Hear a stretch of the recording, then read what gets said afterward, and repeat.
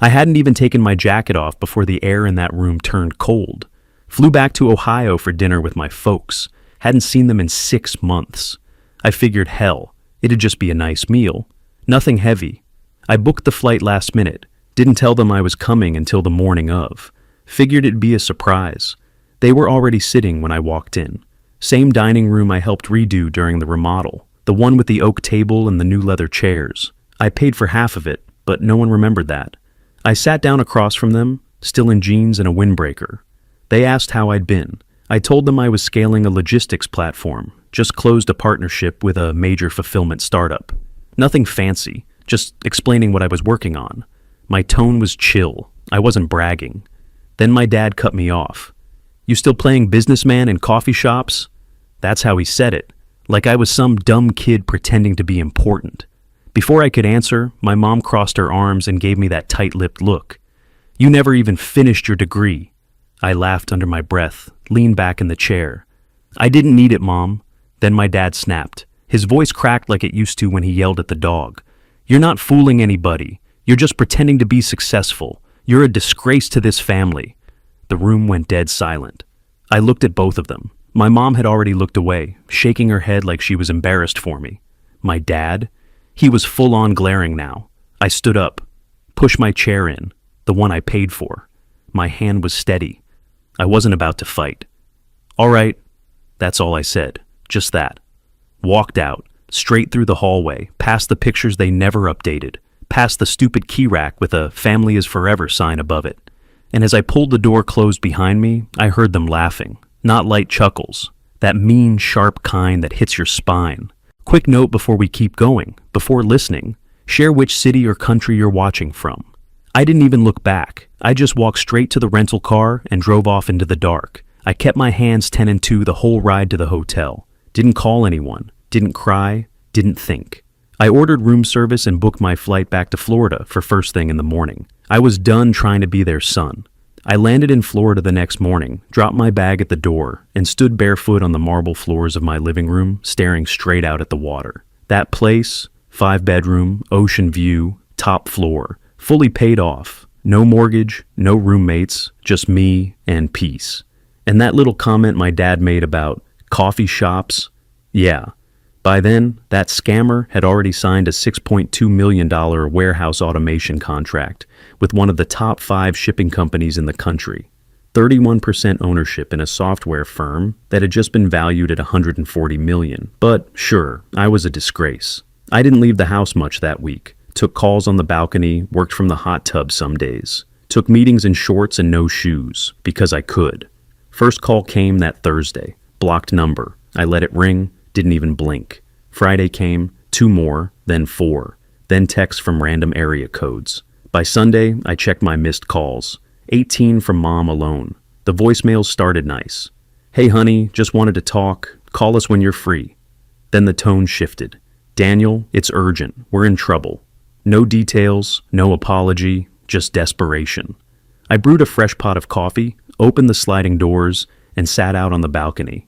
Watched the waves roll in, slow, clean. The sun was starting to set.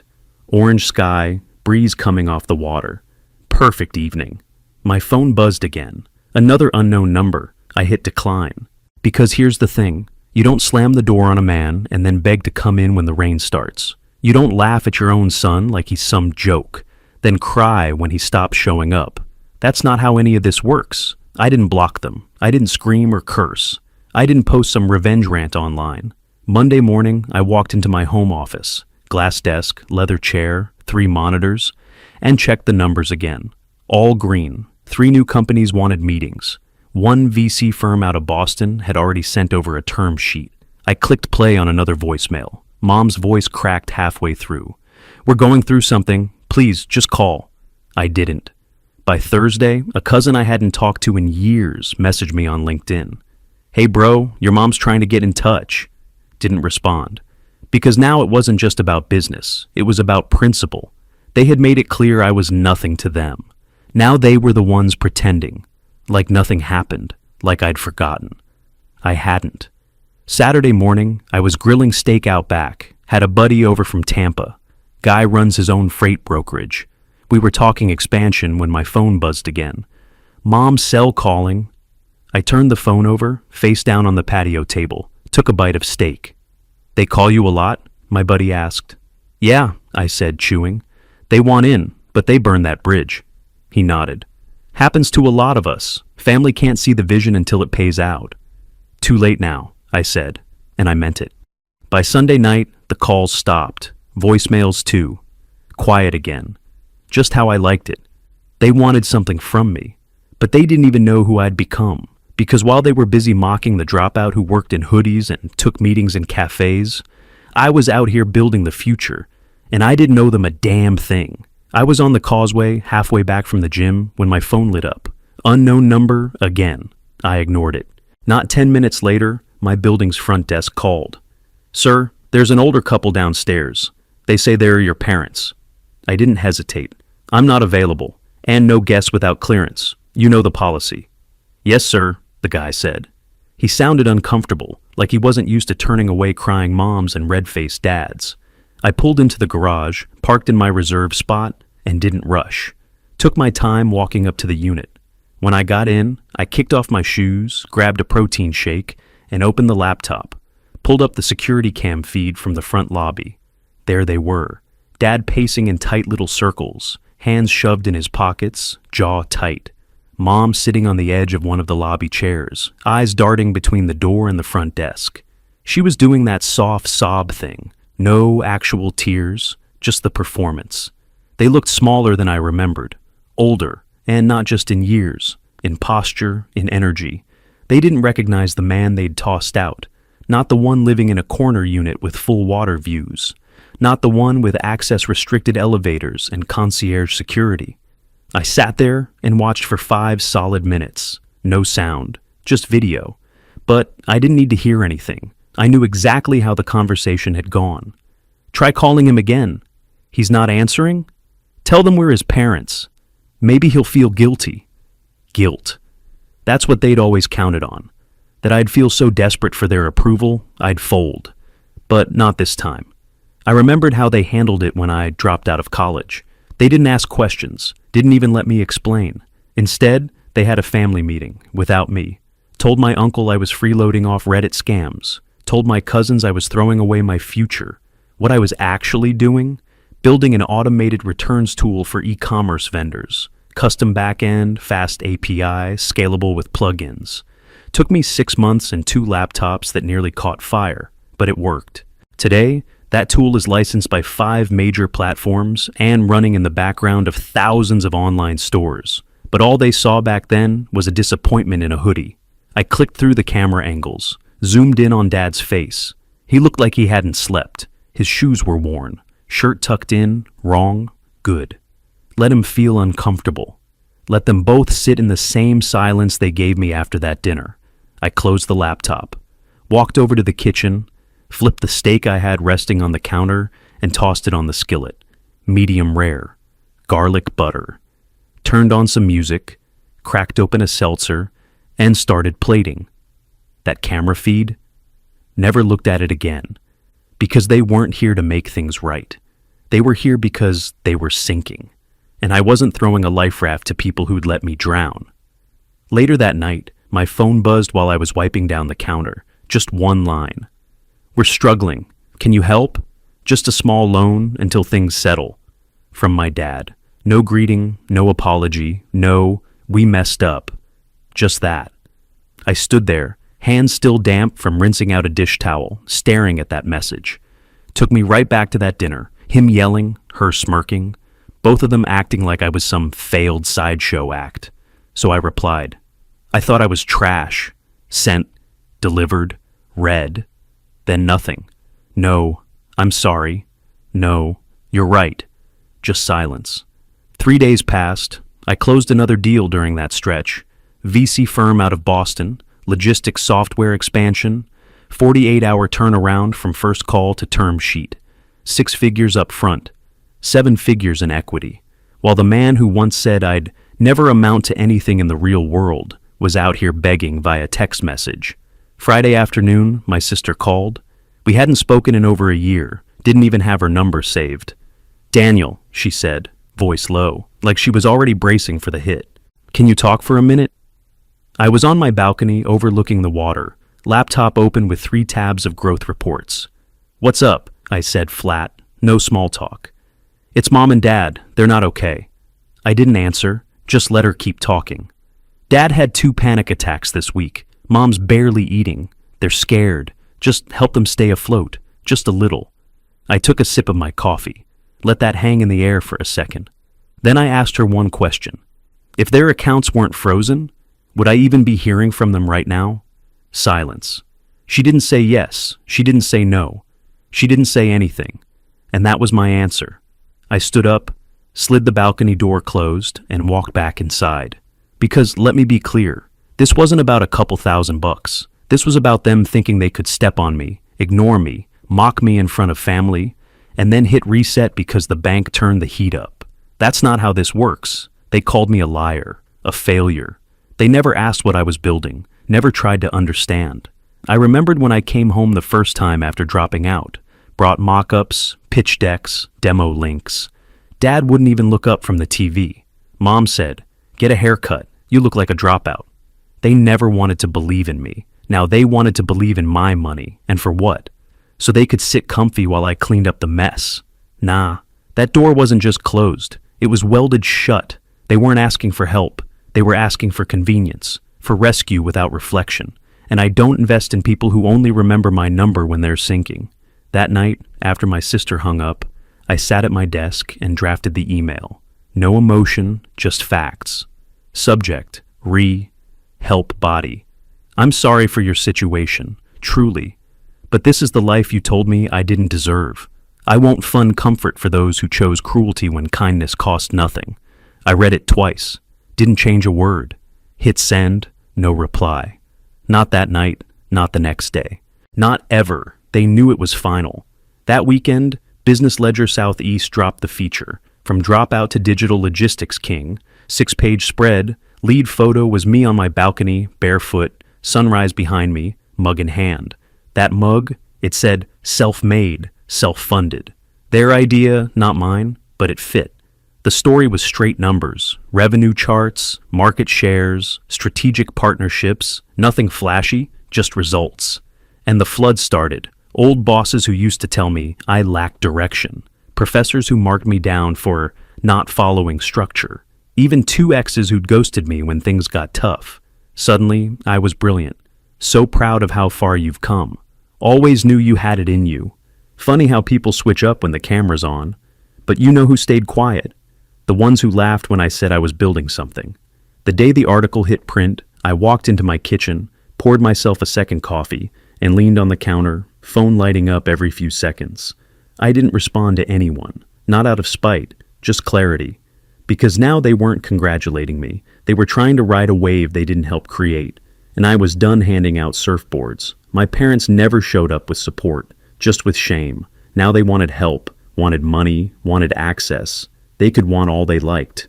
I gave them my answer, clear, final. Kindness isn't free, especially when it was never mutual.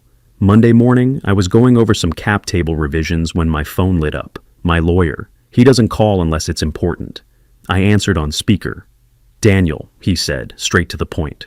"Your parents' financial advisor reached out. Wants to know if you'd consider giving them a loan. Property taxes are 6 months overdue." I didn't even blink. "Sure," I said. "Send them my rates, business only." He paused like he thought I was joking. "You're serious?" "Dead serious." Click. Call ended. I wasn't cold. I was consistent. They wanted to treat me like an outsider? Cool. Let's do it officially. 2 days later, I got an email from my aunt. She'd always played middle ground, never too involved, never too helpful. "They didn't mean it," she wrote. "They're just old-fashioned. That's how they were raised." I stared at the screen for maybe 10 seconds before replying. I've forgiven them, but I'm not responsible for them. Send, no follow-up. That same week, I closed on my second beach house, Destin, 3,800 square feet, 4-car garage, gated, full ocean view, all cash. Didn't even flinch at the wire transfer. Because while they were busy pulling emotional stunts, I was investing in peace, not the past, not their guilt. Not old wounds dressed up as apologies. Peace. I moved fast on that place. My assistant lined up the inspection, the closing attorney was on retainer already, and the seller wanted out before the holidays. The moment the deal was finalized, I drove out there, barefoot again, coffee in hand, walked through the empty house with the echo of my own steps bouncing off the walls. That was my kind of silence, not the silence of being dismissed or ignored. This one meant freedom. Nobody could touch what I built. Not the family that laughed, not the teachers who rolled their eyes, not the so-called friends who said I should get a real job. I didn't need anyone's approval, especially not from people who thought I was only worth something once the checks started coming in. Let them figure out their overdue taxes. Let their advisor figure out a new plan. Me? I was done carrying people who cut my legs out the second I tried to stand. Friday morning, the doorbell rang. I wasn't expecting anything. No meetings, no deliveries. I walked out front, and there it was. A padded envelope on the mat. No return address, just my name. I brought it inside, sliced it open with my thumb, and pulled out a single folded sheet of paper, handwritten. I knew the handwriting instantly. That careful, too big script my mom always used when she wanted something to feel special. The paper smelled faintly like her laundry detergent. She used to overdo it, like she thought clean clothes could make up for cold hearts. The note started like this: "We just wanted better for you." That was the first line. Not "we were wrong," not "we're sorry," just "we wanted better." Then, "Can we come see the house?" That was it. No ownership, no apology.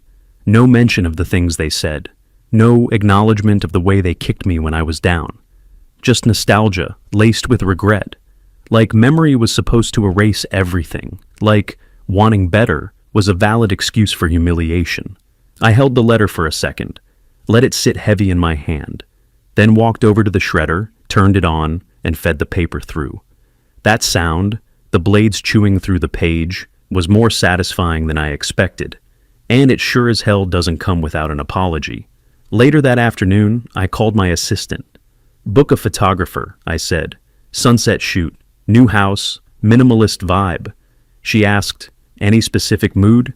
I said, "Make it look earned." 2 days later, the team showed up just before golden hour. Drone, lights, full setup. I wore a simple black tee, coffee mug in hand. No flashy watch, no rented car. Just me, the house, and the view. The mug read, "Built from nothing." We shot for maybe an hour. Photographer kept saying, "You want a smile?" "Nope," I said. "This one's for them." The cover wouldn't drop for a few more weeks, but I already knew. If they wanted to see me now, they'd have to buy the magazine. No tours, no invites, no calls returned. They had their chance to show up when it mattered. Now they could watch from the sidelines like everybody else. Because I wasn't just protecting a house. I was protecting peace. And there wasn't a single room left for people who only remembered me once I had something to offer. Tuesday morning, the Business Ledger Southeast feature hit newsstands. There I was, front cover, white backdrop, clean lines. Headline in bold black letters, told he'd fail, now he doesn't answer. Unknown calls, no fluff, no drama, just 6 straight pages of results, numbers, contracts, milestones. By Thursday, my cousin forwarded me a screenshot from the family group chat. Dad had posted it. "He's embarrassing us, acting like we didn't raise him." "Nah, Dad, you didn't raise me. You tried to break me. I raised myself." The next day, another envelope showed up. No padding this time, just a plain letter, short. "We see now, we were wrong. If there's ever a place for us in your life, we'd be grateful." That was it. No excuses, no long story. Just 10 soft words, too late. I left it on my desk and sat with it. Not angry, just still. Then I opened my laptop and typed, "Dear Mom and Dad, you taught me what rejection feels like. You taught me to build something no one could take. I forgive you. But forgiveness isn't access. You tore out the chapters where you could have been included. I wish you peace, but from a distance. Daniel, no warmth, no signature, just closure." I sealed it in an envelope, dropped it in the outgoing mail pile, and didn't think about it again. Because I don't owe love to people who only showed up for the glow-up. 6 months passed, no more letters, no more calls. I launched 3 new ventures, invested in 4 veteran-owned startups, set up a scholarship for men like me, Scrappy, doubted, dismissed. Guys who get laughed at in front of their own families. People ask sometimes, "Do you miss your family?" I tell them this. Missing someone who threw you out is like missing a cage after you've flown. I don't miss the cage. I built the sky.